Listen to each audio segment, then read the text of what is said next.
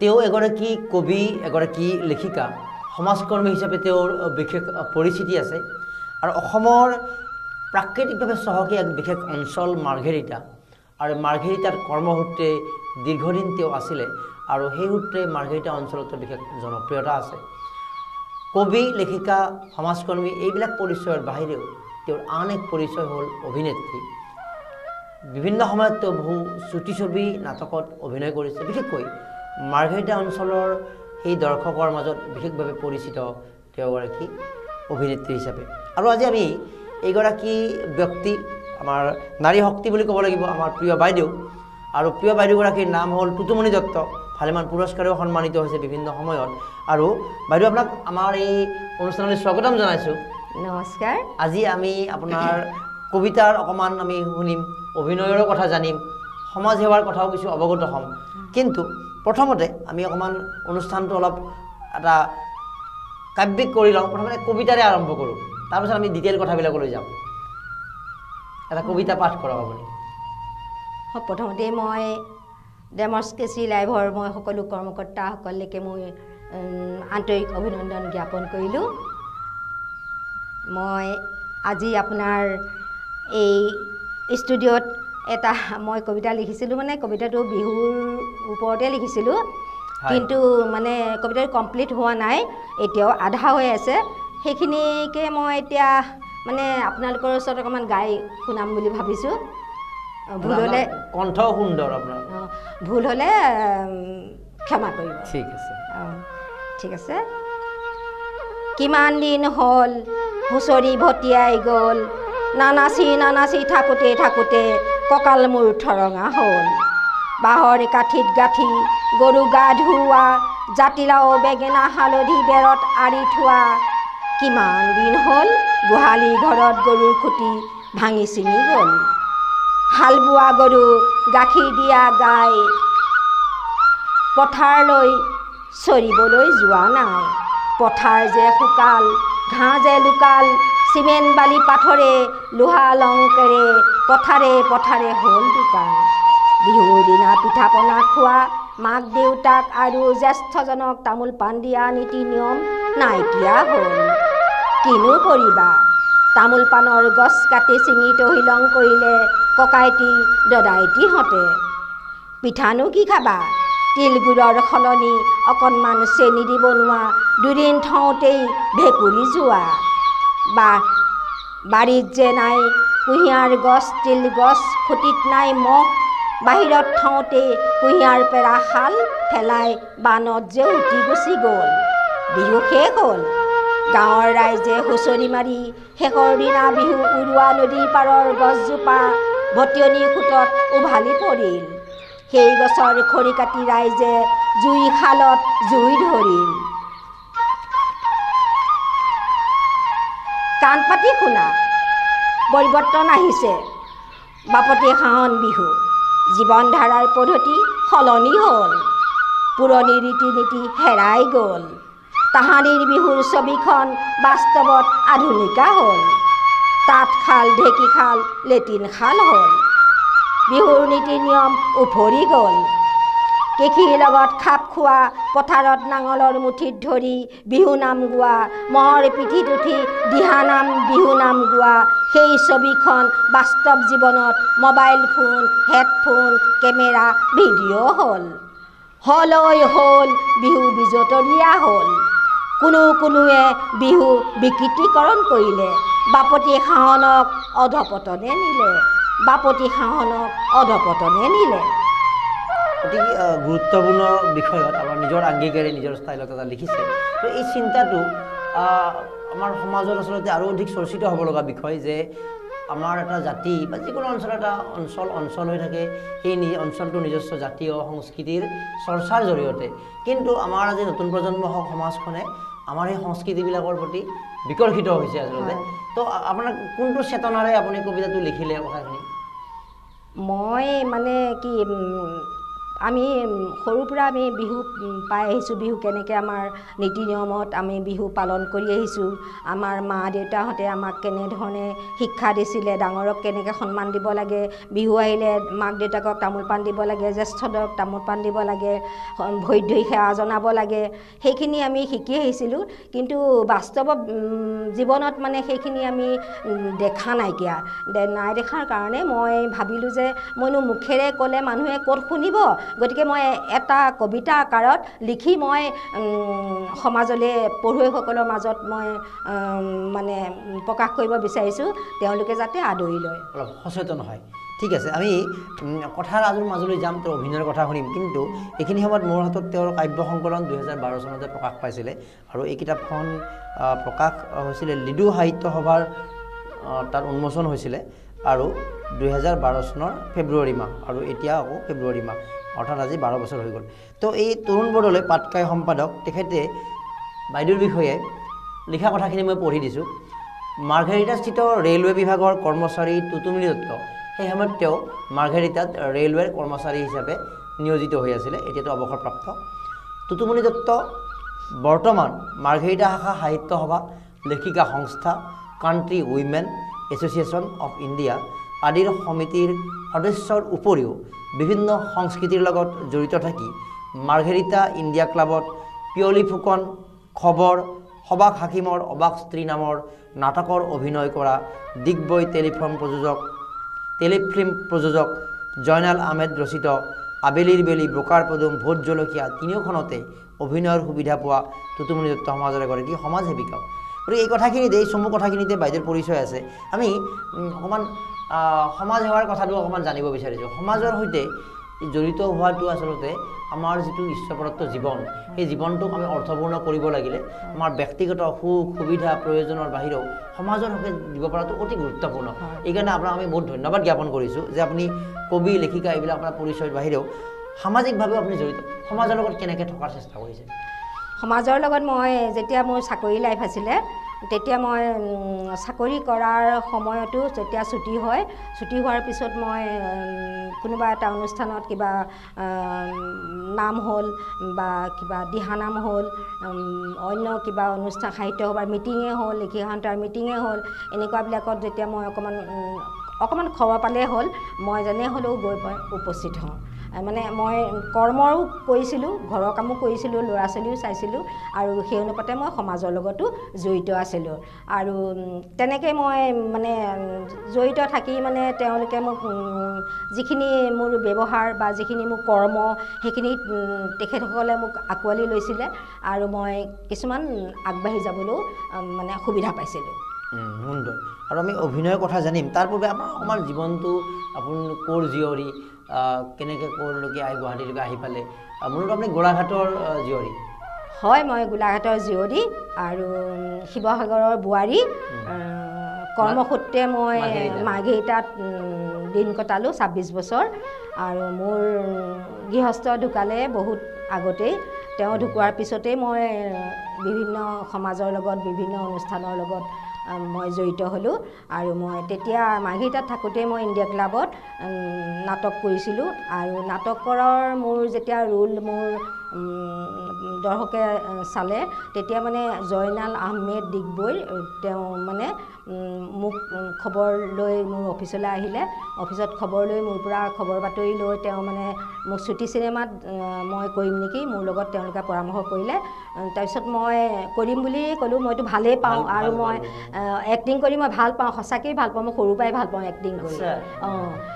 কিন্তু তেতিয়া মানে আৰু ভাল লাগিলে মোৰ কাৰণ মইতো অকলশৰীয়া জীৱন ছোৱালীজনী আছে ছোৱালীজনী মোৰ লগতে থাকে ল'ৰাটো মই হোষ্টেলত দি দিলোঁ তাৰপিছতে চাকৰিও কৰোঁ আৰু তেনেকৈ মই অভিনয় কৰি মই কেইবাখনো কৰিলোঁ 3খনমান কৰিছিলোঁ এখন আছিলে বোকাৰ পদুম এখন আছিলে আবেলিৰ বেলি ভোট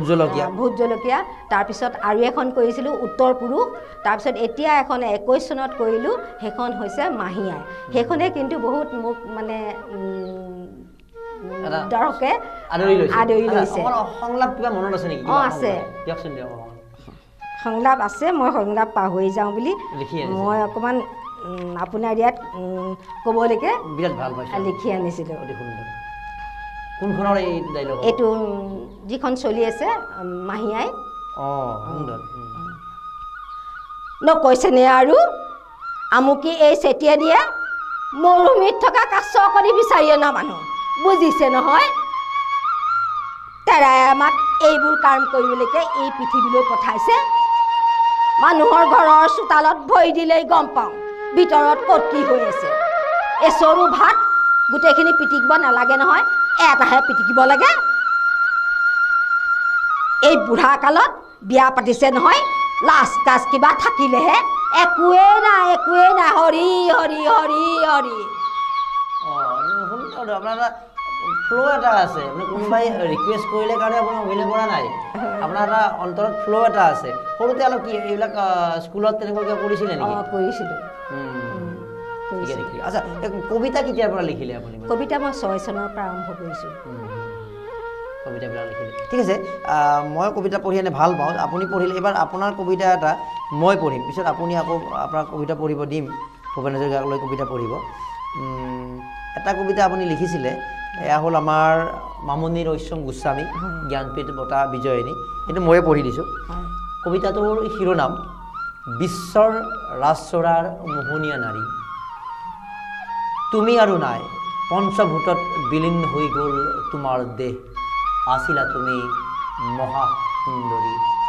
মহাচৌখিন সৌন্দৰ্যময় নাৰী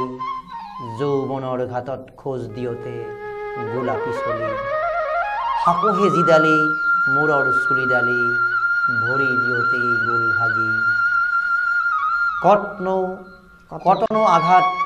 প্ৰতিঘাত অতিক্ৰম কৰি অসমীয়া সাহিত্য সংস্কৃতিক জাতি জনগোষ্ঠীক একতাৰ দোলেৰে বান্ধি উজ্বলাই তোলা বিশ্বৰ ৰাজচৰ তোমাৰ লিখনিৰ মাজেৰে মন প্ৰাণ হৰি নিব পাৰিবা জানো আৰু জানো ৰচিবা শুৱলা ভাষাৰে অমৃত সাগৰ সীমাহীন সাহস অতি প্ৰখৰ স্মৃতি শক্তি সম্পন্ন মস্তিষ্কৰ পৰিচয়েই তুমি অসামান্য উদ্ভাৱনী বুদ্ধি তুমিয়েই শিশুৰ নিচিনা অন্তৰ নিজক কেতিয়াও কোনো ক্ষেত্ৰত কুণ্ঠাবোধ নকৰা তুমি মহাদানী মহামানৱ পৰিপাটি আতংককাৰী শৃংখলাবদ্ধ তুমি মৰম সনা মাতেৰে শুৱলা ভাষাৰে সংৰাগ নোহোৱা অতি কোমল হৃদয়ে অসম ভাৰত তথা বিশ্ব এক সত্তা এক বৃহৎ সংস্থা নিজ শক্তিৰ পৰিচয়ে সাহিত্যৰ উজ্জ্বল চিন্তা মামণি ৰয়ছমৰ প্ৰতি আৰু গোটেই কথাটো বিশ্লেষণ আছে তেওঁ কেনেকুৱা লিখা মেলা কৰিছিলে কেনেকুৱা এটা শিশুৰ দৰে অন্তৰ আছিলে কেনেকৈ তেওঁৰ যৌৱনত স্বামী হাৰা হৈ এটা এইবিলাক সময় তো অকণমান মামণি ৰয়ছম মাজৰ কথা মানে শুনো আপোনাৰ মুখেৰে আপুনি কেনেকৈ কি বুলি ভাবে বাইদেউক আপুনি কেনেকৈ দেখে বাইদেউক মই লগ পাইছোঁ মাঘেৰিটাতে লগ পাইছোঁ লেখিকাহঁতৰ অধিৱেশনত গৈছিলে তেখেত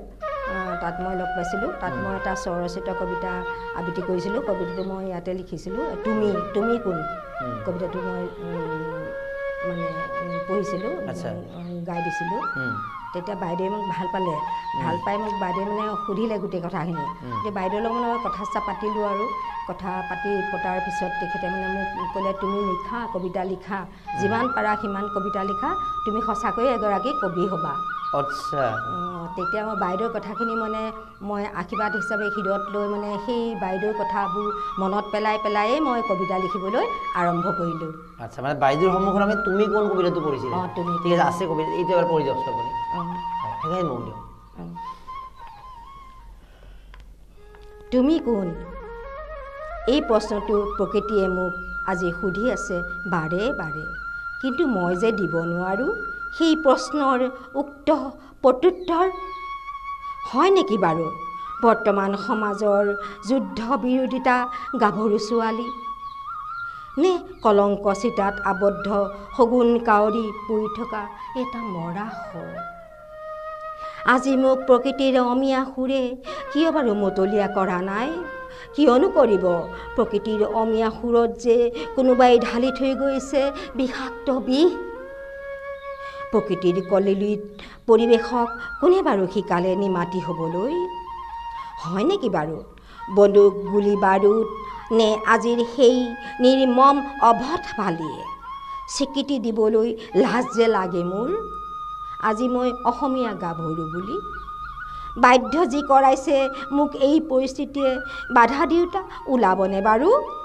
এই পৰিস্থিতিক নিশ্চয় ওলাব এনে পৰিস্থিতিক বাধা দিওঁতা যদিহে কৰোঁ আমি অপ্ৰাণ চেষ্টা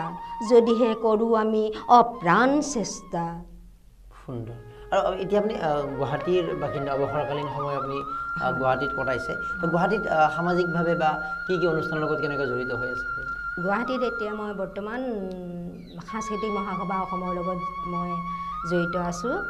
আৰু লেখিকান্তা সাহিত্য সভা এইবিলাকতো আছেই তাৰপিছত বাল বিকাশ গুৰু চাই মন্দিৰৰ এই মই বাল বিকাশ ক্লাছ কৰোঁ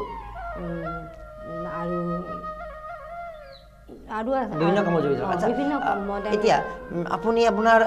জীৱনটোক কেনেকৈ লৈছে অলপ জীৱন সম্পৰ্কীয় কথাও আৰু আমি দেখিছোঁ বিভিন্ন সময়ত আপুনি সামাজিকভাৱে জড়িত কবিতা সংস্কৃতি আৰু এইবিলাক মানুহ গম পায় যিসকল সাহিত্য সংস্কৃতি থাকে তেওঁলোকে জীৱনটোত প্ৰকৃত উপলব্ধি কৰে কিন্তু বহুত আছে যে তেওঁলোকৰ বাবে হয়তো টকা উপাৰ্জন বা এটা নিৰ্দিষ্ট সীমিত গণ্ডি মই ভাৱত থকাটোৱেই জীৱন বুলি ভাবে আপুনি আপোনাৰ জীৱনটোক কেনেকৈ লৈছে বা জীৱনটোক আচলতে আমি কেনেকৈ উপলব্ধি কৰিব লাগে মই ভাবোঁ যে জীৱনটো মানুহৰ অকল খাই বৈ দিয়াই থকাটোৱেই জীৱন নহয় মই যেতিয়া চাকৰি কৰি আছিলোঁ বা যেতিয়া মোৰ সংসাৰখন সম্পূৰ্ণ হৈ আছিলে তেতিয়াও মই সামাজিকৰ লগতে অলপ জড়িত আছিলোঁ যেতিয়া মোৰ অকলশৰীয়া জীৱন এটা পাৰ কৰিবলগীয়া হ'ল তেতিয়া মানে মই আৰু সমাজত জড়িত হ'বলৈ মই এটা সুবিধা পালোঁ ভাল এটা মই সুবিধা পালোঁ তাৰপিছতে মই এতিয়া ভাবোঁ যে এতিয়া মই চাকৰিও মোৰ অৱসৰ এতিয়াতো মই আৰু সুবিধা পাইছোঁ সেইটো কাৰণে মই ভাবোঁ যে মই যি এটকা পাইছোঁ সেইটো মই নিজে খাই বৈ জীয়াই থাকি মই পইচাটো শেষ কৰিব নিবিচাৰোঁ মই অকণমান সমাজৰ লগত অনুদান দিও মোৰ ভাল লাগে আৰু কিবা এটা কৰ্ম কৰিবলৈ মোৰ ভাল লাগে নিশ্চয় গতিকে আপোনাৰ এটা সামাজিক মন আছে অৰ্থাৎ এইটোৱে বুজি পালোঁ যে আমি আমাৰ ব্যক্তিগত যিখিনি প্ৰয়োজন সেইটো পূৰণ কৰাৰ বাহিৰেও যেনেকৈ উপনিষদতো কৈছে যে আমি আমাৰ পৰিয়াল সংসাৰ বা ব্যক্তিগত যিখিনি আমাৰ প্ৰয়োজন পূৰণ কৰাৰ পিছত যিখিনি উদ্বৃত্ত আমাৰ থাকে সেই আমাৰ আৰ্থিকেই হওক বা বিভিন্ন সময়ে হওক তো আমি আমাৰ চৌপাশৰ বাবে বিলাই দিব লাগে আৰু সেই কথাটোৱে আচলতে এগৰাকী ব্যক্তিক বিশালতা প্ৰদান কৰে ঠিক আছে আমি আৰু কবিতাৰ মাজলৈ যাওঁ আমি পচুৱা নামৰ কবিতা দেখা পালোঁ যে ফাগুনৰ মাহ পচুৱা কবিতাটো পঢ়িব পাৰিব আৰু দুই এটা কবিতা পঢ়ি দিলে ভাল পাম আমি তেনেকৈ পচুৱা বা যিকোনো কবিতা আপুনি আপোনাৰ পচন্দৰ কবিতা দুটামান ভূপেন দালৈ লিখা কবিতা এটা আছে ভূপেন দাৰ ৰূপত মই এটা কবিতা মই ইয়াতকৈ মানে অলপমান বেলেগকৈ লিখিছিলোঁ আচ্ছা সেইটো পঢ়ি যাব ভূপেন দাক লগ পাইছিলে নেকি পাইছোঁ আচ্ছা মানে মাৰ্ঘেৰিটাত পাইছোঁ তাত মানে যাওঁতে ঠিক আছে চিৰযুগমীয়া ভূপেন দা চিৰযুগমীয়া তুমি মহান গণশিল্পী ভূপেন দা মৰিও অমৰ হৈ সদায় থাকিবা চহকী কৰি থৈ গ'লা সাহিত্যৰ ভঁৰাল তুমিও আছিলা এজন বহুমুখী প্ৰতিভাৰ ৰসাল একাধাৰে বোৱাই দিয়া গীতিকাৰ সুৰাকাৰ গায়ক সংগীত চলচ্চিত্ৰ পৰিচালক চিত্ৰনাট্যকাৰ ঢৌৱে নাচি গ'লা অভিনেতা সাহিত্যিক সাংবাদিক বিশ্ববাসীৰ ছন্দে ছন্দে কোষে কোষে তোমাৰেই অৱদান সংগীত সম্ভাৰৰ জীৱন্ত কিংবদন্তী বিশ্ববৰেণ্য অসমৰ জাতীয় জননী মহান গণশিল্পী ভূপেন দাৰ জীৱন চৰিত্ৰ সুবিশাল পৃথিৱী ভাবি ভাবি লিখি থাকোঁ মহাভাৰত এখনি চিৰযুগমীয়া চিৰস্মৰণীয় বিশ্বৰ অলংকাৰ বিশ্বৰ সুধাকণ্ঠেৰে বৰলুইতৰ দৰে হৈ থাকিবা চিৰপ্ৰভামান ভূপেন দা পুত্ৰহাৰা পত্নীহাৰা কত যে দুখ বেদনা বুকুত বান্ধি বোৱালা অশ্ৰুধাৰা কিন্তু সেই অশ্ৰু আওকাণ কৰি আজি হাজাৰ হাজাৰ গীতৰ শ্ৰোতাক দিশহাৰা কৰিলা বিশ্বৰ জনতাক তুমি বিশ্বৰত্ন সূৰ্যৰ জ্যোতি সংগীতৰ চূড়ামণি মহাবাহু বৰলুইতৰ প্ৰবাহত বৈ যোৱা নিজৰাৰ খলকনি শ্ৰীমন্ত শংকৰদেৱে ভক্তিৰ নিজৰা তুমি গীতৰ নিজৰা বোৱালা বিশ্বজুৰি ভূপেন দা তুমি গীতৰ নিজৰা বোৱালা বিশ্বজুৰি ভূপেন দা এইটো ভূপেন দাৰ প্ৰতি এটা সুন্দৰ এটা সেই বুলি ক'ব লাগিব আৰু লগতে আমি বিভিন্ন সময়ত এটা সন্মান স্বীকৃতিও তেনেকৈ বিভিন্ন সময়ত লাভ কৰিছে তেনেকৈ এনেকৈ পুৰস্কাৰ বা বিভিন্ন তেনেকুৱা লাভ কৰিছে আপুনি পুৰস্কাৰটো পাইছে আপোনাৰ কামৰ স্বীকৃতি স্বৰূপে আৰু সেই কথাবিলাকে মানে কাম কৰি থাকিলে বা কাম কৰি থকাৰ ক্ষেত্ৰত উৎসাহ এটা মানে আহি দিয়ে তেনেকৈ আৰু এতিয়া অভিনয়ৰ ক্ষেত্ৰত আৰু নতুন কিবা আপুনি কৰাৰ আশা ৰাখিছে আশা অভিনয় কৰিব এইখন আৰু এখন লিখি আছে তেওঁলোকে মোক খবৰ দিছিলে সেইখন মানে মোক স্ক্ৰিপ্টটো পঠিয়াইছিলে পঠিয়াইছিলে মোৰ মোবাইলত আছিলে সেইখন এতিয়া মাৰ্চৰ কিমান তাৰিখৰ পৰা লৈছে তেওঁলোকে 28, 29, 30 এই 3 দিনত তেওঁলোকে শ্বুটিং কৰিব তালৈ যাব লাগিব আৰু এটা কথা সোধোঁ যিহেতু আপুনি আপোনাৰ কৰ্মজীৱনৰ কথা গম পালোঁ কবি হিচাপে অৱগত হ'লোঁ সামাজিকভাৱে অভিনয় এতিয়া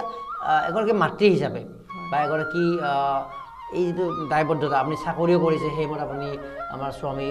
ঢুকালে তো ল'ৰা ছোৱালী ডাঙৰ কৰা তেনেকৈ সেই এগৰাকী মাতৃয়ে এই শিশুৰ পৰা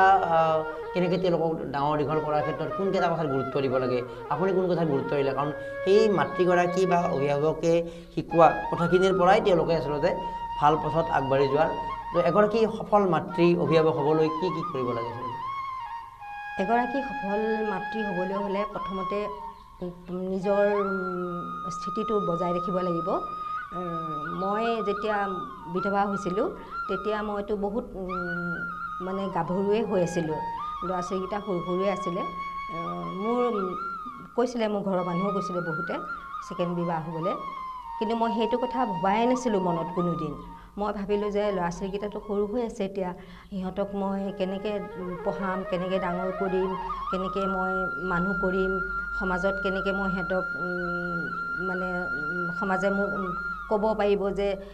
এওঁ বিধৱা হৈ ল'ৰা ছোৱালীকেইটা যি হওক অকণমান পঢ়ালে শুনালে কিবা এটা কৰিলে সেইটো কথা কেনেকৈ মই শুনিব পাম মোক সেইখিনি কথাহে মনলৈ সদায় আহি থাকে আৰু সেইখিনি সময়ত আছিলে মোৰ মা আছিলে লগত মা আছিলে কাৰণে মই কিছুমান কথা মানে কিছুমান কাম কৰিবলৈও সাহস পালোঁ তেতিয়া মই সেইবিলাক মনত নাভাবিলোঁ আৰু ল'ৰাটো প্ৰথম যেতিয়া তেওঁ দেউতাকে মানে অসমীয়া মিডিয়ামত এডমিশ্যন দিছিলে তাৰপিছত মই পিছত ভাবিলোঁ সি মোক সদায় কৈ থাকে মা মোৰ টাইমৰা স্কুলত পঢ়িবলৈ বহুত মন যায় টাইমৰা স্কুল মানে ইংলিছ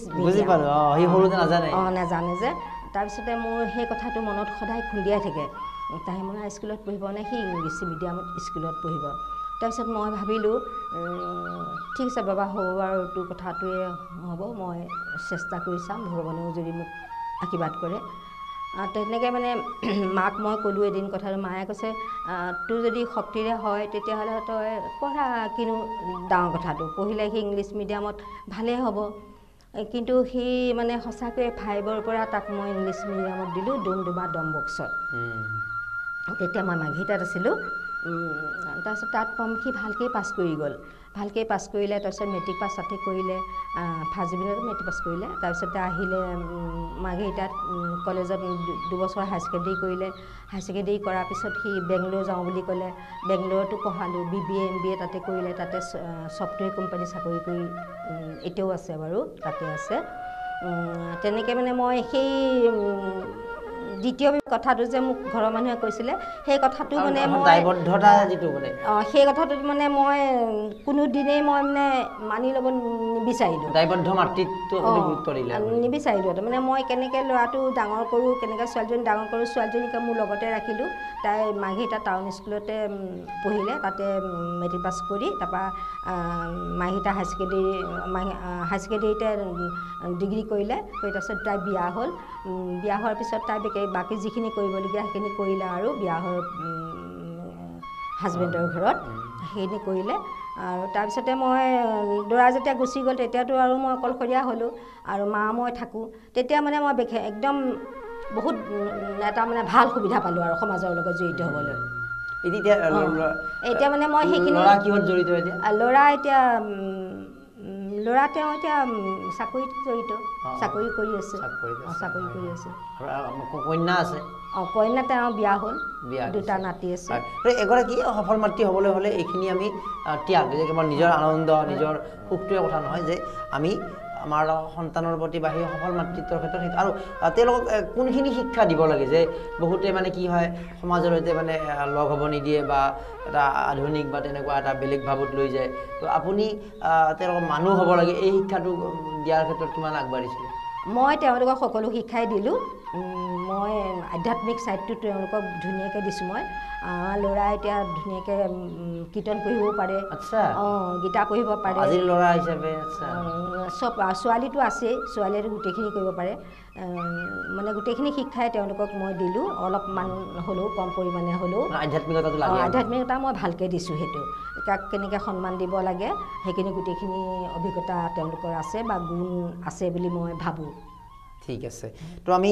ধন্যবাদ জ্ঞাপন কৰিছোঁ ভালেখিনি কথা আমি অৱগত হ'লোঁ আৰু আগন্তুক সময়তো তেওঁৰ আমি বিভিন্ন কবিতা বা আমি অভিনয়ৰ খবৰ ৰাখিম বা আপোনালোকক জনাব চেষ্টা কৰিম শেষত আৰু এটা কবিতাৰে আমি অনুষ্ঠান সামৰিব বিচাৰিছোঁ কিতাপখনৰ পৰা কিবা এটা কবিতা পাঠ কৰিব কোনটো কবিতা মই আপোনাক বিচাৰিছোঁ এই বসন্ত বড়ো আহি আছে কিন্তু যিহেতু এতিয়া ফাগুন চলি আছে পচুৱা বুলি এটা কবিতা দেখাবলৈ আপোনাৰ নাৰী যুগে যুগে নাৰী দিৱস আহি আছে বাৰু পচুৱা নামৰ কবিতা এইমাত্ৰ পচুৱা বঁটা